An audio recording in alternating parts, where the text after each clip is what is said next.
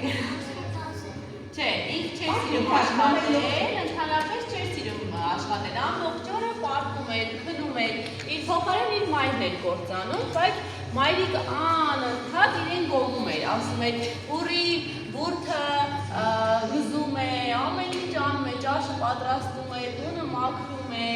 ամեն գործի ինչ կա չկա, ուռին անում է, այսպես ամեն տեղ իր աղջկան գովելով մայրիկը ման էր գալիս։ Եվ մի օր հայտնվում է մի հարուստ փեսացու, ով է Հուրին հավանում է։ Հուրին գյուղացիներ իրենց հարևաններն ասում էին անբան Հուրին, հենց այդպես էլ իր անունը դրել էին, որովհետև մատ ինչ էր տալիս, ամբողջ օրը նստում էր ու չէր շարժվում, բայց մայրիկը նենց էր ներկայացնում, որ ինքը աշխարհի գործը անում էր, այնքան աշխատասեր, մաքրասեր էր Հուրին, ասում էր բոլորին։ Հարևաններն ասում էին մենք քո Հուրին, քո անվան Հուրին, գիտենք թե ինչ են անում, ինչ են կարողանում անել։ Բայց քանի որ մայրիկը այդպես լավ ճարտարլեզու ուներ, իր աղջկան կարողանում է ամուսնացնել շատ լավ հարուստ մի տեղ։ Եվ հարևանները զարմանում են, հենց անվան Հուրինից ինչպես ամուսնացավ, ինչպես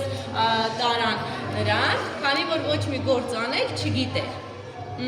Եվ այս Հուրին արդեն դե ամուսնանում է, բնականաբար իր ամուսինը սպասում է, որ ինքը պետք է անընդհատ գործ անի,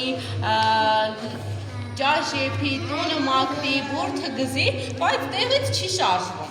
Մի օրը բուրդը բերում է իր մոտ, ասում է կտանես, կգզես, կմաքրես, կլվանես, կպատրաստես, երեկոյան գամ, տեսնեմ այս աշխատանքը կատարել ես։ Գալիս է տեսնում է Հուրին չկա։ Հուրին վերցել է բուրդը, տարել գեբիավ, տվել գործերին, ասել է